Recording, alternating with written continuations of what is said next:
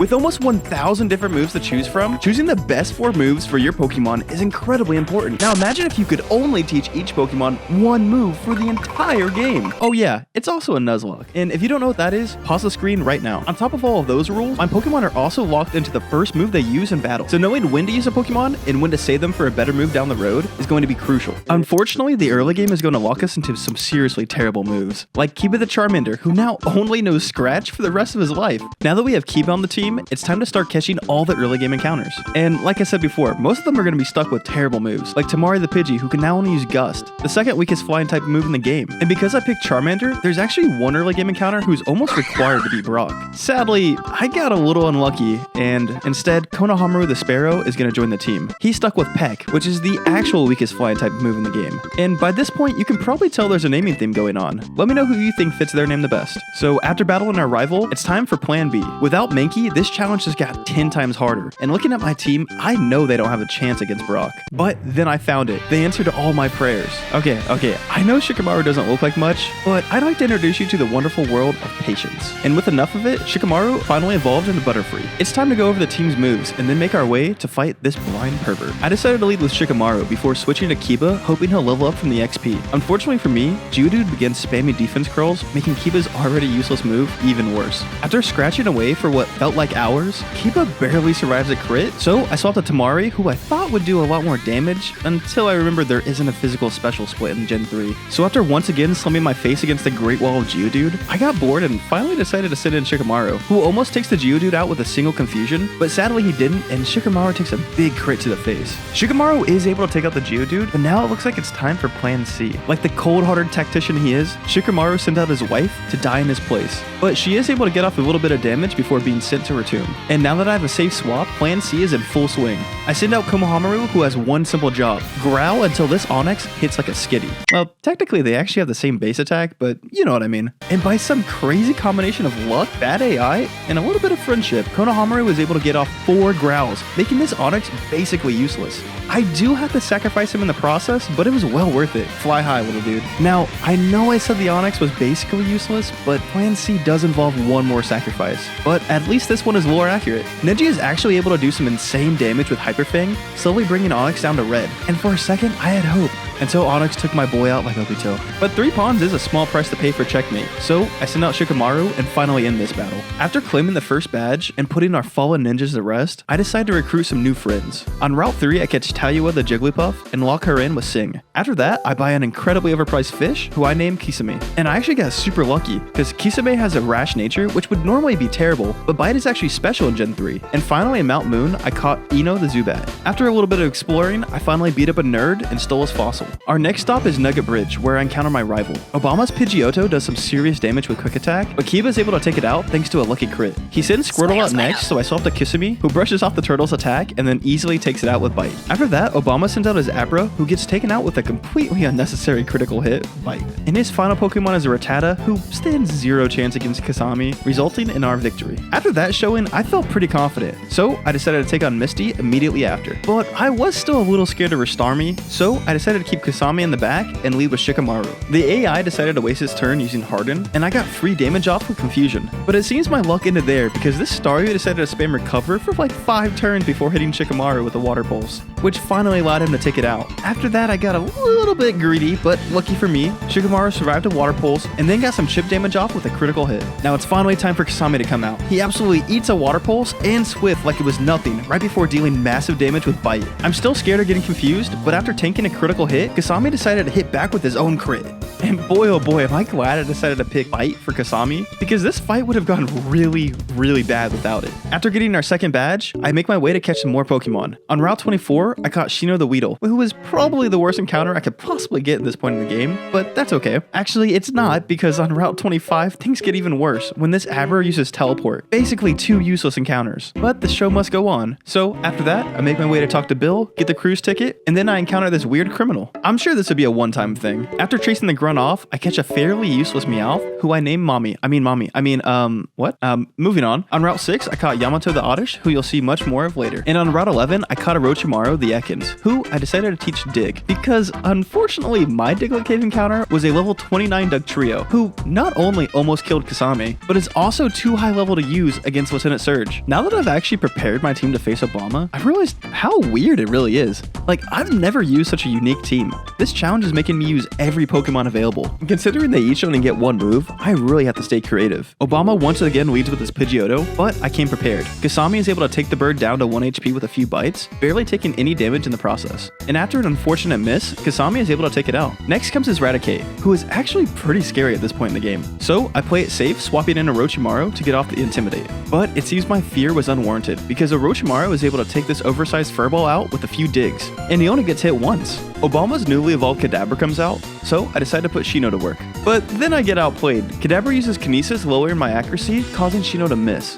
And then on the next turn, he disables Twin Needle, making Shino useless. So I decide to send out All Reliable, who then immediately gets confused. So I decide to try again with Shino, who takes a lot more damage than I expected, so sadly I was forced to sacrifice him. But this allowed me to get a free switch to Talia, who actually hits Sing on its first turn, putting Kadabra to sleep. So I send out Kasame, and he does massive damage to Kadabra. But then this annoying spoon-loving freak uses Disable, forcing me to switch once again. This time I decide to mix it up. I send out Shikamaru, who tanks a confusion, but also gets confused. I know I don't have many options left, so I take the risk, hoping Lady Luck smiles upon me. And finally she does, letting Shikamaru get the kill. Next up is Wartortle, and I decide to swap to Ino, who's able to take out the Tortle without much fuss, winning us the battle. After getting HM cut and getting rid of my dead bug, my team is finally ready to face Lieutenant Surge. I decide to lead with Orochimaru, who's able to waste Surge's potion before taking out his Voltorb. Now I have to keep Orochimaru healthy for his Raichu, so I swap to Teiya, who puts his Pikachu to sleep. Then, like a genius, I predict his full heal, and hit a second Sing immediately after. I mean, I totally didn't misclick or anything. So after that, I just swap back to Orochimaru and knock out his Pikachu with a single dig. Okay, now it's time to get serious. Panic immediately sets in when I see Raichu spam double team. But Orochimaru is somehow able to hit through, dealing massive damage. But he does get paralyzed in the process. But then this dude somehow hits a second dig, winning us the battle. Jeez, what a roller coaster of emotions. Man, this challenge is so intense. Only having one move per Pokemon is so tough. On Route 9, we actually can't catch a single Pokemon due to the Dupe's Claws. But on Route 10, we find a Voltorb. I had a feeling this quick electric type would be useful later in the game, so I gave him an amazing name, Minato. And just like my dad, you're never gonna see him again. But you will see plenty of Jugo the Geodude, who I caught in Rock Tunnel. I plan on teaching him Rock Slide. Sadly, that's the last happy thing you'll see in this horrible place. I mean, seriously, it's packed full of unskippable trainers with a bunch of powerful rock-type Pokemon, like Hiker Allen and his Geodude, who may not look like much, but with a bad switch and a poorly timed critical hit rock throw, it was able to take out Kasami. Rest in peace, King. Thanks for the early game carry. Yeah, you might think that was bad, but things actually got worse from here, because the majority of my team is either weak to rock or ground type Pokemon. And like I said, there's a lot of those here. I kept trying to dodge as many battles as I could, but eventually I had to get creative. I mean, I was fighting for my life here, using every tool available to me, Intimidate switching, a whole bunch of sleep strats, and all 6 moves available to me. But even with all of that, I almost lost Orochimaru to a stray magnitude. This challenge is just getting harder and harder. I've never been this stressed over random battles before. Only being able to use one move per Pokemon is so difficult. It eventually got so bad, I had to walk back to grab Jugo and evolve him. And with his help, I was finally able to escape Rock Tunnel. And thankfully, my efforts were rewarded on Route 8, where I caught my very own mascot. Please welcome Madara the Growlithe. Oh yeah, trust me, you'll be seeing a lot of this guy. And now it's time to face our rival, right after we make a stop at Celadon City and grab some of the strongest moves in the game. But first, it's time to gamble. I played the slots for a really long time, and I definitely did not cheat to get any of the coins. But no matter how I got them, I did end up with some of the strongest moves in the game. But before I use them, I pick up Naruto the Eevee and evolve him into the best evolution, Jolteon. I then teach him Thunderbolt and evolve Madara, teaching him Flamethrower. Now that this team just got 2 major upgrades, it's time to show Obama who's boss. He leads with Pidgeotto, but I've got Naruto up front ready to fry this bird. Pidgeotto hits a quick attack, but it barely leaves a scratch. One Thunderbolt later, and Pidgeotto's toast. Next, he sends out his Growlithe, so I swap to Jugo. Growlithe hits us with Ember, which does basically nothing. Jugo completely shrugs it off and then crushes Growlithe with a single Rock Slide. This battle's starting to feel like a joke. Next up is Wartortle, so I send out Orochimaru. Wartortle's busy using Withdraw, boosting its defense, but it doesn't matter. I switch to Naruto, who absolutely obliterates Wartortle with a single Thunderbolt. After that, he sends out his Execute, and you already know what's coming. I send out Madara, and I don't give those eggs a chance. One Flamethrower flamethrower and they're scrambled. And finally, we have to face this Kadabra once again. This thing caused us a ton of grief last time, but not today. Madara's here to finish the job, and Kadabra goes down to a single flamethrower. Oh man, our team is getting so strong. After chatting with Pervy Sage, it's time to battle Erica. And normally I don't like to skip important battles, but Madara whooped her team worse than the 5 Kage. I mean seriously, he one-shot everything. So after getting our 4th gym badge, it's time to progress the story. And with Naruto, we blast through Team Rocket's hideout and confront Giovanni. He sends out Onyx, so I swap to the newly evolved Yamato, who actually only has 5 PP with Giga Drain. But it's enough for this battle. He's able to take out Giovanni's Onyx and Rhyhorn, but then his Kangaskhan gives Yamato some trouble, flinching him on the first round, and then it does some crazy damage with Mega Punch. So I swap him out for Jugo, who I thought would tank these attacks better, but I somehow forgot that dark moves are special, and this really screws me over. And I'm forced to swap again, this time sending out Madara to end the battle with a flamethrower. And after beating Giovanni, he gives me some Ghost Vision goggles. But more importantly, it's finally time to evolve Kiba, which means I now officially have a Charizard who can only use Scratch. I'm not really sure how I feel about that. Now that I can see Ghost, I'm able to catch Zetsu the Ghastly, beat up a single mom, and save an old dude who lets me play his flute. Anyways. After that, I evolve Jugo by totally legal means, and then make my way through Silph Co, where I'm once again stopped by my rival. This time Obama leads with his Pidgeot, who once again gets blasted with a Thunderbolt taken out in turn 1. Next up is his Madara wannabe, so I send out Jugo and crush it with a single Rock Slide. After that, he sends out his Blastoise, so I again swap, this time to Yamato, who takes a decent amount of damage from 2 Water Guns, but then he heals most of it back with Giga Drain. On the next turn, Obama switches Blastoise for Execute, and Yamato's Giga Drain actually does some decent damage, but I decide to swap to Madara, who finishes the job. Unfortunately, the egg is able to paralyze Madara and even sets up Leech Seed before being killed. So now I have to deal with a newly healed Blastoise, so I pulled a Sakura and completely relied on Naruto to save the day. And thankfully it worked. Blastoise uses another Water Gun, letting Naruto take it out on the next turn with Thunderbolt. And that just leaves the biggest menace of this run. Knowing just how high Alakazam's special defense is, I decide to swap the Jugo, but I almost crap myself when I see him set up Calm Mind. I actually got so lucky because the AI got greedy and decided to use a second Calm Mind, which allowed Jugo to get the kill with Rocks.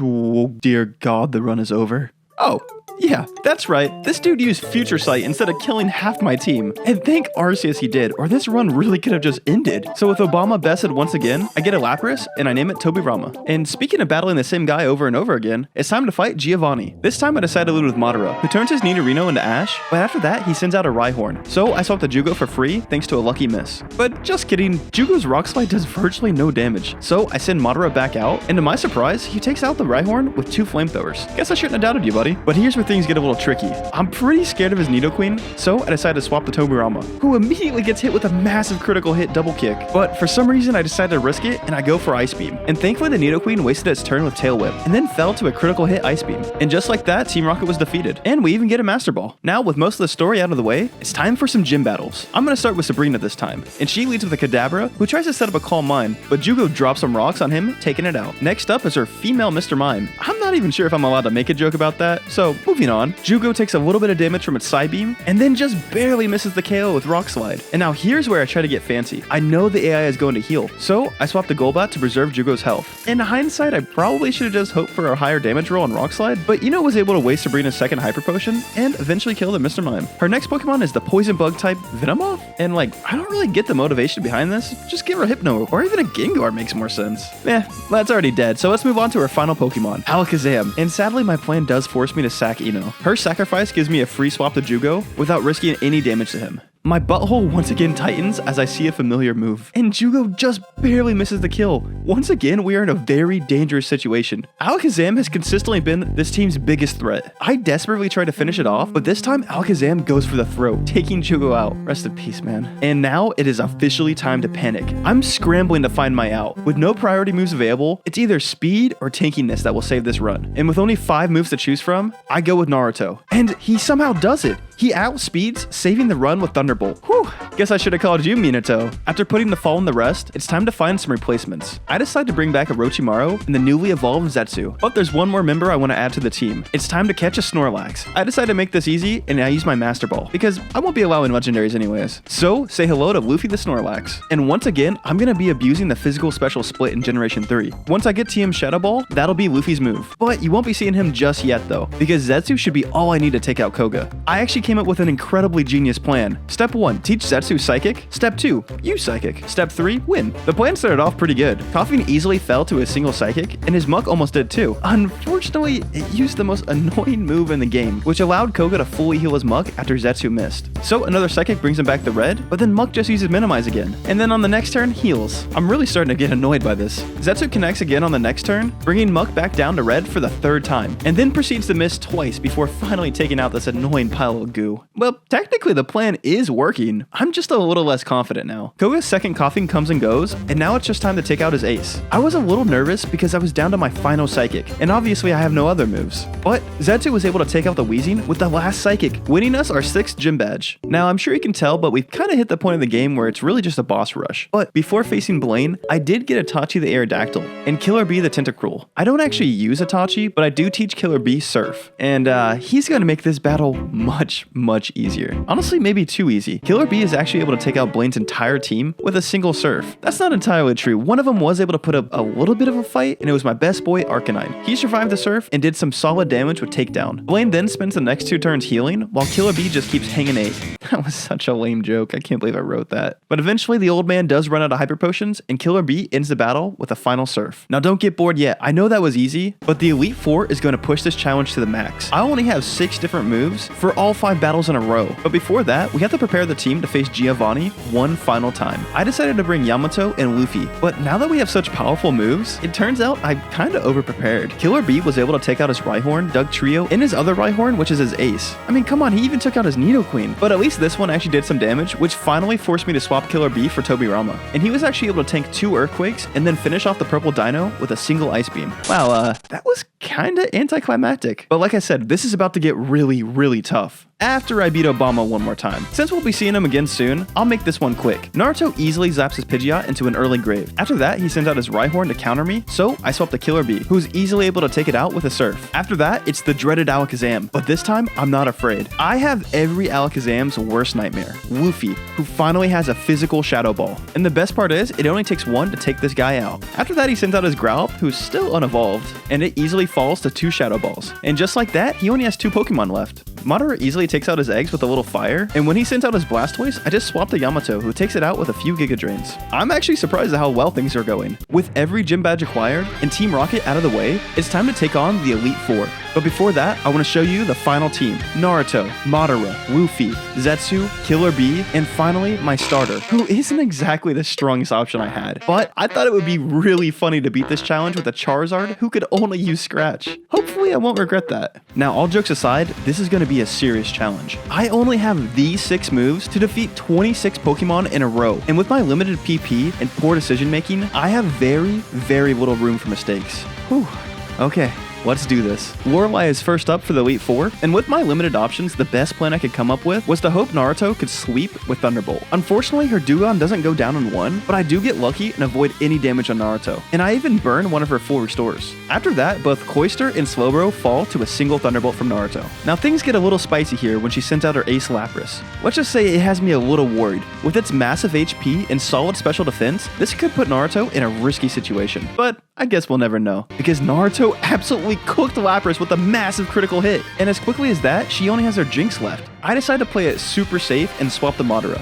That would prove to be a mistake. Jinx immediately puts Madara to sleep with a kiss, and then somehow seduces him while he's sleeping. So I decide to get my mans out of there before he's made a victim and send in Luffy, who just devours 2 Ice Punches and then knocks the Jinx out with a single Shadow Ball. Okay, small hiccup, but overall, that was an amazing start. Next up is Bruno, who has a notoriously horrible team in Kanto, but in this challenge, I can't afford to underestimate anyone. First up is Bruno's Onix, and of course, I decided to lead with Killer B, who is easily able to take it out with a 4 times effective Surf. And because the AI sees Killer B as weak to ground types, Bruno decides to sacrifice his second Onix immediately after, giving us a major lead. So once he sends out Hitmonchan, I hard switch to Zetsu, who only takes a bit of damage from Rock Tomb. On the next turn, Hitmonchan misses, and Zetsu brings it down to yellow with Psychic. Zetsu then gets outsped and hit with a massive critical hit, before ultimately taking out the Hitmonchan. After that, Bruno sends out his Machamp, which puts me in a super awkward situation. Due to the critical hit Zetsu suffered, he's now in death range from Rock Tomb, and with the speed drops, Machamp is now faster. So I make a strategic play and swap the Madara to lower Machamp's attack with Intimidate, which immediately gets evened out when Machamp uses Bulk Up.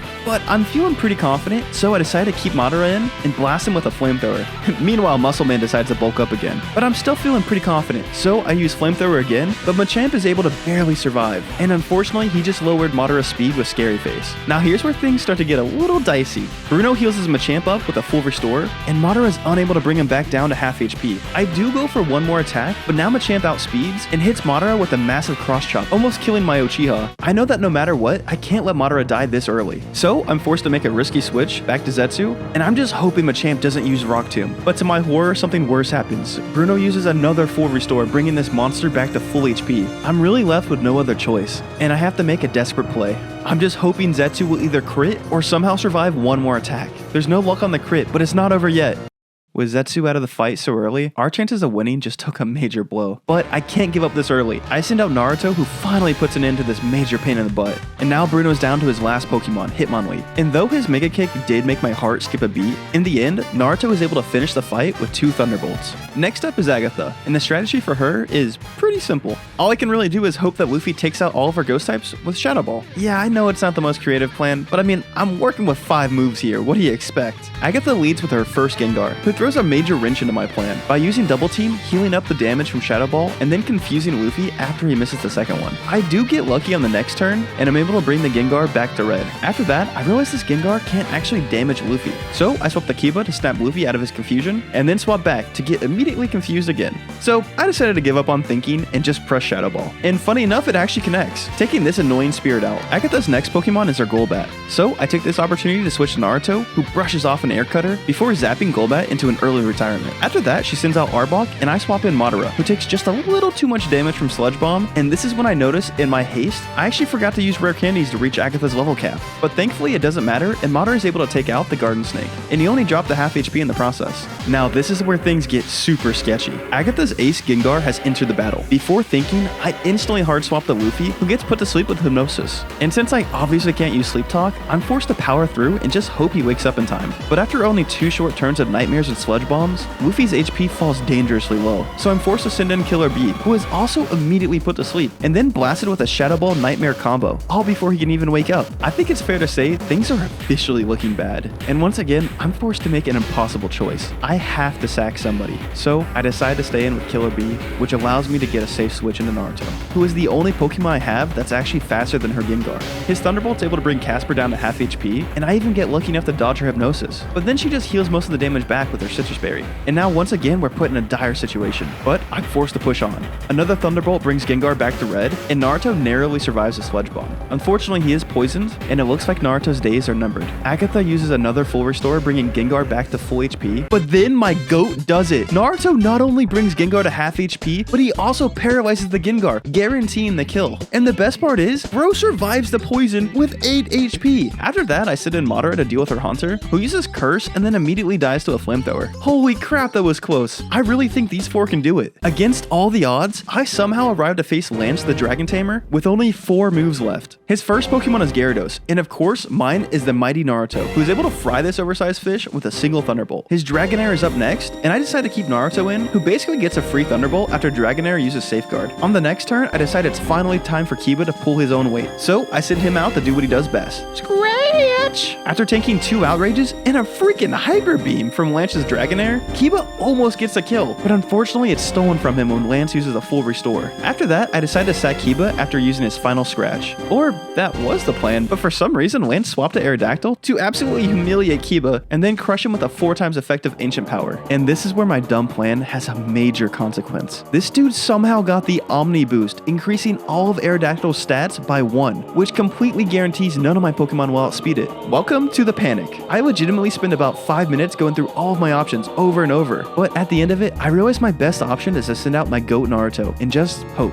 But unfortunately, fate was not on my side. Omni Boost into a critical hit. Hope just died with Naruto. For the sake of the challenge, I still try my best to win, so I send out Luffy, who's able to hold his own, doing decent damage before ultimately falling to a Hyper Beam. Now I'm down to just Madara. He is able to take out the demon formerly known as Aerodactyl due to a lucky miss, but sadly his Flamethrower just doesn't do enough damage to Dragonite, and Madara falls to an Outrage. So can I beat Pokemon using only 1 move? I guess not. Thank you so much for joining me on this journey. If you'd like to watch a challenge where I actually win, click the link on the screen.